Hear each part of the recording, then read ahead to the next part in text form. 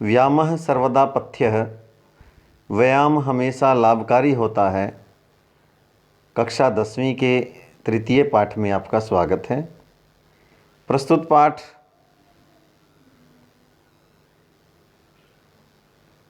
सुश्रुत संहिता से लिया गया है। प्यारे बच्चों, जो सुश्रुत संहिता है वो आचार्य सुश्रुत का एक आयुर्वेदिक ग्रंथ है जो बहुत ज़्यादा प्रसिद्ध रहा है और अब भी है। इस ग्रंथ में आरोग्य के उपायों का, रोगों को भगाने के उपाय का, औषधियों का और वो तमाम चीज़ें जो व्यक्ति के स्वस्थ जीवन के लिए आवश्यक है उनका उल्लेख किया है।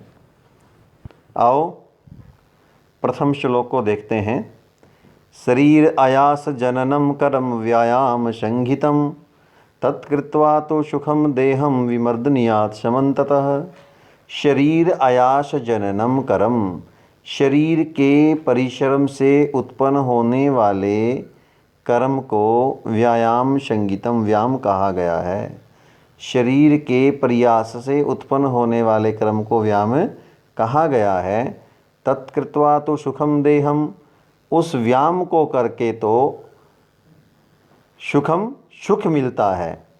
शरीर आयास जननम करम, शरीर के आयास से, परिश्रम से उत्पन्न कर्म को व्यायाम व्यायाम संहितम कहा गया है। तत्कृत्वा, व्यायाम को करके तू तो सुखम, सुख मिलता है। देहम विमर्दनीयात् समन्ततः, देहम, देह को, शरीर को, विमर्दनीयात्, मसलना चाहिए, अर्थात मालिश करनी चाहिए। समन्ततः, चारों ओर से, शरीर की चारों ओर से मालिश करनी चाहिए। अग्रिम देखते हैं द्वितीय श्लोक।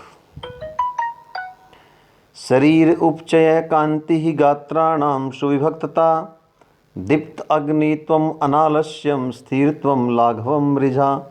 शरीर उपचय, शरीर की बढ़ोतरी, गात्राणाम, शरीर के अंगों की कांति, चमक। शरीर उपचय, शरीर की बढ़ोतरी, कांति, शरीर में चमक आना, और गात्राणाम, शरीर के अंगों का सुविभक्ता, अच्छी प्रकार से विभाजन। दीप्त अग्नित्वम, अग्नि का दीप्त होना, जठरा अग्नि का दीप्त होना। अनालस्यम, आलस्य का अभाव होना। स्थिरता, लघुता और मृजा, और जो सरलता, स्वच्छता। श्रम, परिश्रम के कारण उत्पन्न कलम, थकान। पिपासा, प्यास।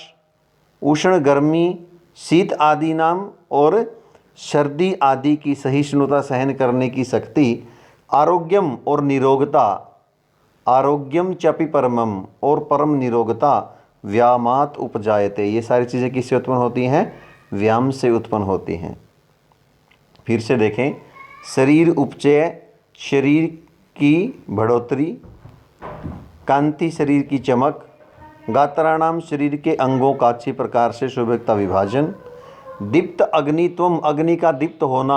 जठरा अग्नि का दीप्त होना, अर्थात भूख का लगना। अनालस्यम, आलस्य का अभाव। स्थिरता, लघुता, मृजा और स्वच्छता, अर्थात सरलता। श्रम, परिश्रम के कारण उत्पन्न कलम, थकान। पिपासा, प्यास। उष्ण, गर्मी और शीत आदि नाम सर्दी आदि की सहिष्णुता, सहन करने की शक्ति। परमम आरोग्यम, परमम आरोग्यम, बहुत ज़्यादा निरोगता, रोगों का अभाव। व्यायामात् उपजायते, ये सारी चीज़ें किससे उत्पन्न होती हैं? व्यायाम से उत्पन्न होती हैं। अग्रिम देखते हैं।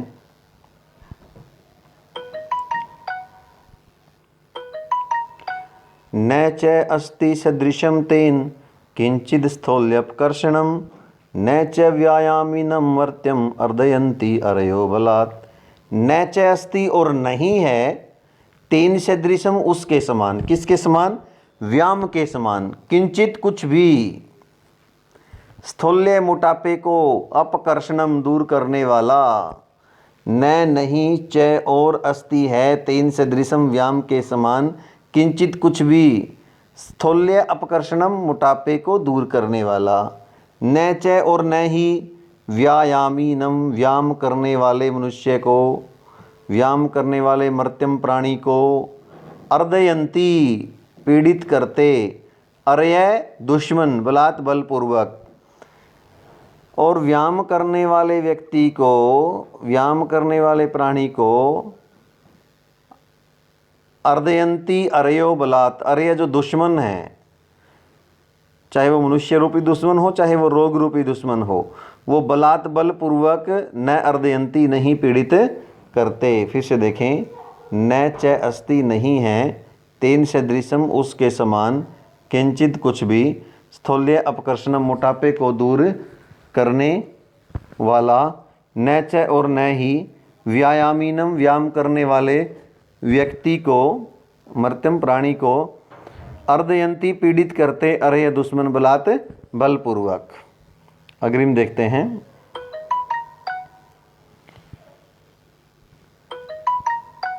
न चैनम सहसा कर्म्य जरा समाधिरोहति, न चैनम सहसा कर्म्य जरा समाधिरोहति, स्थिरी भवति मासंच व्यायाम अभिरतस्य च, व्यायामीस्मिन् गात्रस्य पदभ्याम उद्वर्तितस्य च, व्याधयो न उपसर्पन्ति वैनतेयम इवुर्गाः। न च और न ही एनम इस पर, व्यायाम करने वाले व्यक्ति पर, सहसा अचानक, आकर्म्य आक्रमण करके, आक्रम प्लस में लेप, जरा बुढ़ापा, शम अधिरोहति अचानक नहीं चढ़ता, शम अधिरूह लट प्रथम पुरुष एक वचन। न च और न ही, च प्लस में एनम चैनम वृद्धि संधि, न नहीं च और एनम इस व्यायाम करने वाले व्यक्ति पर, सहसा अचानक, आकर्म्य आक्रमण करके, जरा बुढ़ापा, शम अधिरोहति अचानक नहीं आता, स्थिरी भवति माशम व्यायाम अविरतस्य च, व्यायाम में अविरत व्यक्ति का, व्यायाम में लगे हुए व्यक्ति का, व्यायाम करने वाले व्यक्ति का जो माश है वो स्थिर हो जाता है, अर्थात सुडौल हो जाता है।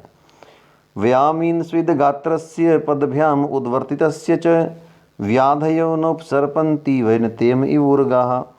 पदभ्याम उद्वर्तितस्य च, कि दोनों पैरों को ऊपर उठाकर व्यायाम करने वाले जिस व्यक्ति का व्यायाम करते हुए जो गात्र है वो स्विद पसीने से लथपथ हो गया है। पदभ्याम उद्वर्तितस्य च, पदभ्याम दोनों पैरों को, उद्वर्तितस्य ऊपर उठाए हुए का, व्यायाम स्विद गात्रस्य व्यायाम करने वाले व्यक्ति का जिसका शरीर पसीने से लथपथ हो गया है, ऐसे व्यायाम करने वाले व्यक्ति के पास व्याधय न उपसर्पन्ति, जो व्याधियां हैं, जो बीमारियां हैं, न उपसर्पन्ति पास में नहीं आती, वैनतेयम इव उर्गाः, उर्गाः जिस प्रकार वैनतेय के पास, गरुड़ पक्षी के पास उर्गाः सांप हैं जो वो पास में नहीं आते। अग्रिम देखते हैं।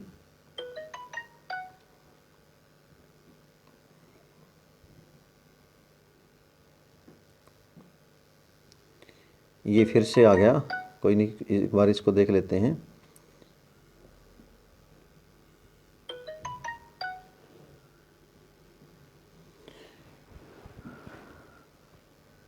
एक पंक्ति इसकी बच गई थी, फिर से देख ले। व्याम सविद गात्रस्य पदभ्याम उर्वर्तितस्य च, व्याधयो न उपसर्पन्ति वैनतेयम इव उर्गाः। वयोरूप गुणहीनम अपि कुर्यात् सुदर्शनम। व्यायाम से पदभ्याम उत्वर्तितस्य, कि दोनों पैरों को ऊपर उठाकर व्यायाम करने से जिसका जो गात्र है वो पसीने से लथपथ हो गया है, ऐसे व्यक्ति के पास व्याधय बीमारियां न उपसर्पन्ति पास में नहीं आती। किस प्रकार नहीं आती? वैनतेयम इव उर्गाः, जिस प्रकार गरुड़ पक्षी के पास सांप नहीं आते। वयो रूप गुणहीनम, कि जो आयु और रूप दोनों से हीन व्यक्ति है, जो आयु और रूप दोनों से, आयु रूप और गुणों से जो हीन व्यक्ति है उसको भी कुर्यात सुदर्शनम, उसको भी व्यायाम जो है वो सुंदर बना देता है। वयो रूप गुणहीनम, आयु और रूप आदि गुणों से हीन व्यक्ति को भी कुर्यात् सुदर्शनम, जो व्यायाम है वो सुंदर बना देता है। व्यायामं कुर्वतो नित्यं विरुद्धम अपि भोजनम विदग्धम अविदग्धम व निर्दोषम परिपच्यते। व्यायामं कुर्वतो, व्यायाम करने वाले व्यक्ति को नित्यम हमेशा, विरुद्धम अपि भोजनम, विरुद्ध भोजन भी, प्रतिकूल भोजन भी, उल्टा भोजन भी, विदग्धम अविदग्धम व, विदग्धम चाहे पक्का हो, अविदग्धम चाहे कच्चा हो, निर्दोषम बिना दोष उत्पन्न किए सुखपूर्वक परिपच्यते पच जाता है। व्यायामं कुर्वतो, व्यायाम करने वाले मनुष्य को, जंतु को, प्राणी को, नित्यम हमेशा, विरुद्धम अपि भोजनम, प्रतिकूल भोजन भी, विदग्धम चाहे वो पक्का हो, अविदग्धम चाहे वो कच्चा हो, निर्दोषम बिना दोष उत्पन्न किए परिपच्यते पच जाता है। व्यामो ही सदा पथ्यो बलीनां स्निग्ध भोजिनां स च शीते वसंते च तेषां पथ्यतमः स्मृतः।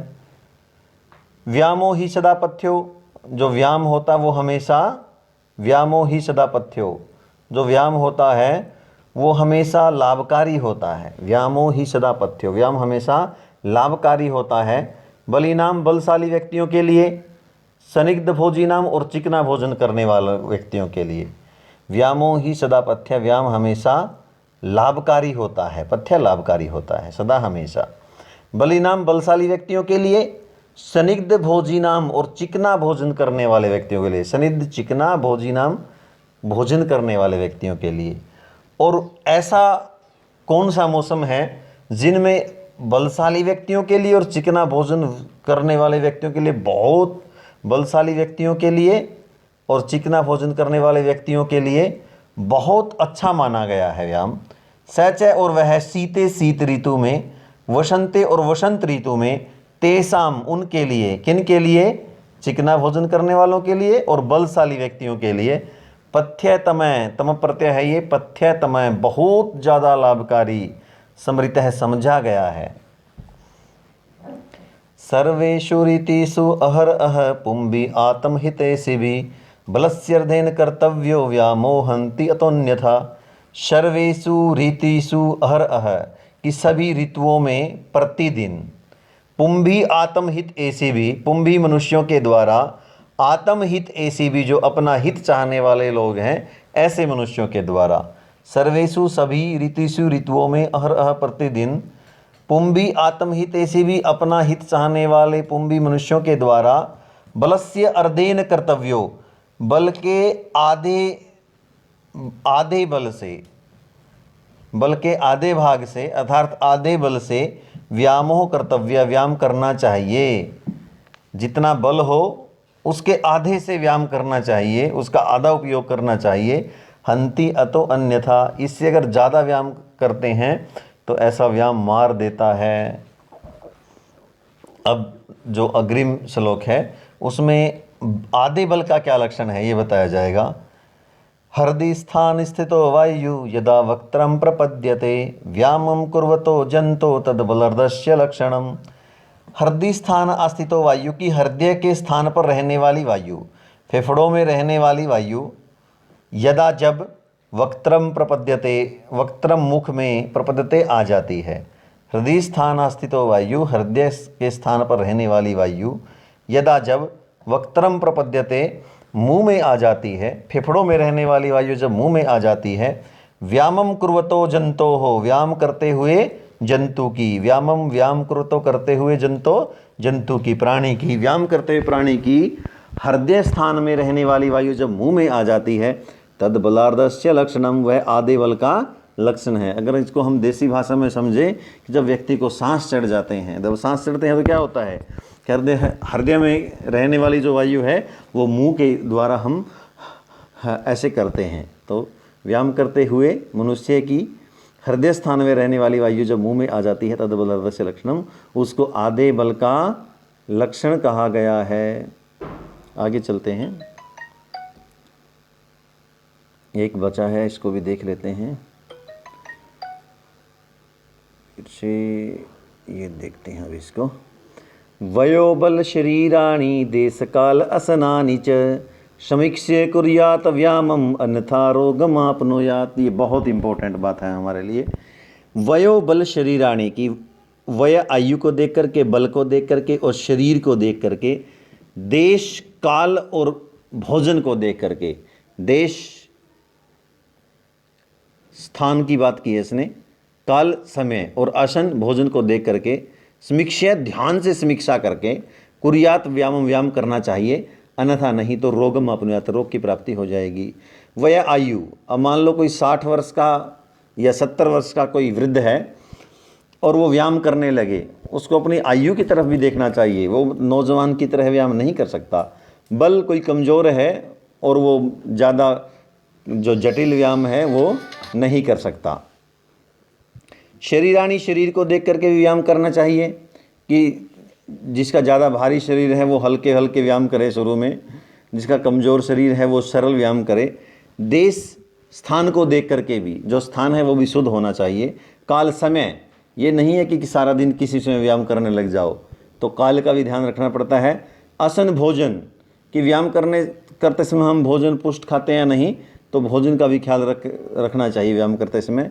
इन सब की समीक्षा करके कुर्यात व्यायाम करना चाहिए, अन्यथा नहीं तो रोगम आपनुयात, रोगों की प्राप्ति होती है। प्यारे बच्चों, आशा है आपको ये जो वीडियो है वो अच्छी तरह समझ में आया होगा। अगर फिर भी कोई दिक्कत है आप कमेंट करके पूछ सकते हैं, और वीडियो को लाइक, शेयर और चैनल को सब्सक्राइब ज़रूर करना।